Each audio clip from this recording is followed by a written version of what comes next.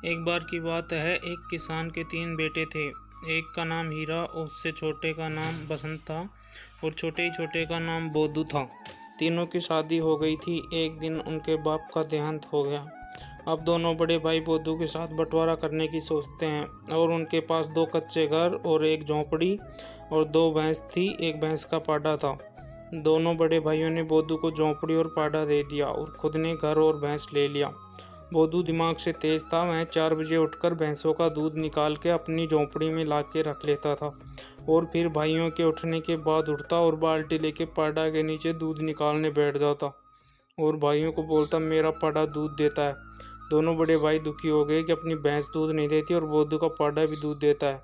फिर बड़े भाइयों ने बोदू के पाड़ा को मार दिया। बोदू अपने पाड़ा की खाल निकलवा लेता है और शाम को जंगल के रास्ते से जाता है और एक पीपल के पेड़ में चढ़ जाता है। रात के 11 बजे से वहाँ 4 चोर आते हैं, जिनमें एक काना, एक बहरा और एक लंगड़ा और एक गूंगा होता है। वो उस पीपल के पेड़ के नीचे बैठकर चोरी के सामान का बंटवारा करने लगते हैं। तभी काने चोर ने बोला, देखो भाई, मैं हूँ काना, तो सारा धन बराबर में बांटना, नहीं तो ऊपर से भगवान देख रहा है। सभी चोरों ने बारी बारी से यही बोला। तभी बोदू उन सभी की बातें सुनकर ऊपर से खाल को नीचे गिराता है। खाल पीपल के पत्तों से टकराते हुए गड़गड़ाहट की आवाज़ करते हुए नीचे आती है। चारों चोर आवाज़ सुनकर धन वहीं छोड़कर भाग जाते हैं। बोदू नीचे उतरकर सारा धन इकट्ठा किया और लेके घर आ गया। भाइयों ने पूछा, बेच के आ गया क्या खाल को? बोदू ने धन दिखाते हुए बोला, देखो खाल के बदले कितना धन मिला मेरे को। दोनों भाई चकित रह गए और आपस में बात करने लगे कि अपनी दोनों जिंदा भैंस भी इतने की नहीं है और खाल इससे ज़्यादा की बिक गई। चलो अपन भी अपनी भैंसों को मार देते हैं। दोनों ने अपनी भैंस मारकर खाल निकलवाकर बाजार में बेचने चले जाते हैं और ज़ोर ज़ोर से बोलते हैं, खाल ले लो पैसे दे दो, खाल ले लो पैसे दे दो। शाम हो जाती है, उनकी खाल नहीं बिकती। वो वापस घर आ रहे होते हैं। तभी रास्ते में एक खाल का व्यापारी मिलता है और उनको 1 रुपये देकर खाल खरीद लेता है। दोनों घर आके बोदू को बोले, तूने इतनी महंगी खाल कहाँ बेची? हमारी तो 1 रुपये की बिकी है। बोदू बोला, तुम्हें बेचना नहीं आया। फिर दोनों भाई बोदू की झोंपड़ी जला देते हैं। बोदू अपनी झोंपड़ी की राख को बोरियों में भर लेता है और बाजार से 2 किलो चीनी ले आता है और 1 ऊँट गाड़ी किराया पर ले आता है और सभी बोरियों को गाड़ी में लोड कर लेता है और सभी बोरियों के मुंह पर चीनी लगा लेता है और बाजार की तरफ निकल जाता है। रास्ते में एक सेठ और सेठानी मिलती है और बोदू से गाड़ी में बिठाने के लिए बोलता है।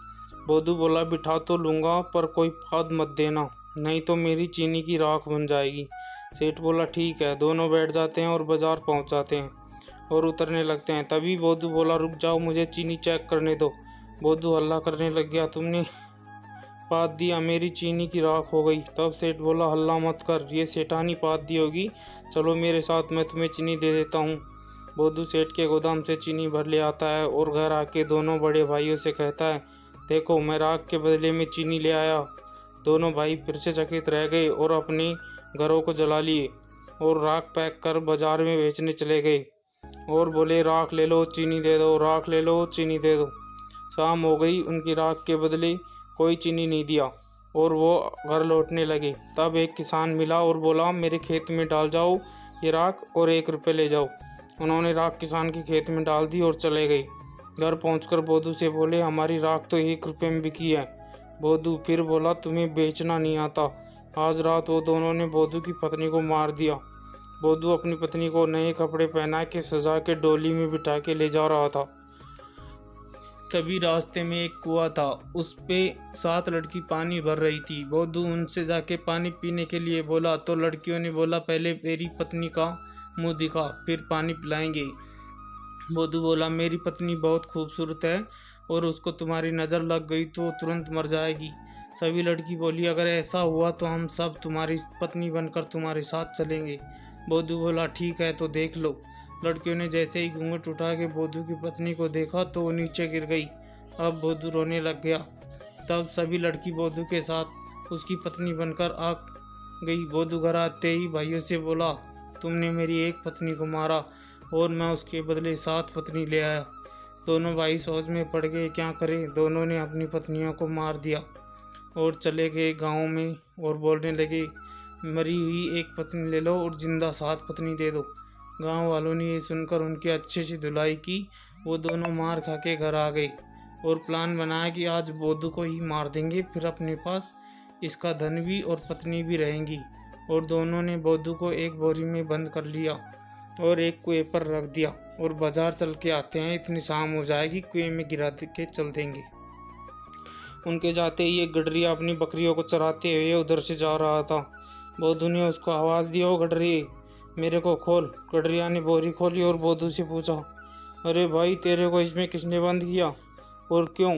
बोधू ने बोला, भाई मैं शादी करना नहीं चाहता और 2 आदमी हैं जो मेरी ज़बरदस्ती शादी करना चाहते हैं और सब अभी वो बाजार गए हैं, थोड़ी देर में आने वाले हैं और फिर शादी के लिए पूछेंगे और अगर मैंने मना कर दिया तो कुएं में डाल देंगे। तभी गडरिया बोला, भाई मुझे इस बोरी में बंद कर दे, मेरी अभी तक शादी नहीं हुई है। बोधू ने उसको बोरी में बंद कर बकरियों को लेके वहाँ से चल दिया। उधर दोनों भाई कुएं के पास आ गए और बोरी को कुएं में धकेल दिया और घर आ गए और बहुत खुश हो रहे थे कि आज तो अपने को 7 पत्नी और बहुत सा धन मिल जाएगा। इतने में ही बोधू बकरियों को लेकर घर पहुंच गया। दोनों भाई आश्चर्य में पड़ गए, ये कैसे हुआ? उन्होंने बोधू से पूछा, हम तेरे को कुएं में डाल के आए हैं और तू बकरी लेके आ गया? बोधू बोला, तुमने मेरे को छोटे कुएं में गिराया, अगर बड़े में गिराते तो मैं हाथी घोड़े लाता। दोनों भाई बोधू से बोले, भाई तू हमें बड़े कुएं में गिरा के आ, हम हाथी घोड़े लाएंगे। बोधू दोनों को एक बड़े से कुएं में डाल के आ गया और अपनी पत्नियों के साथ खुशी से रहने लगा।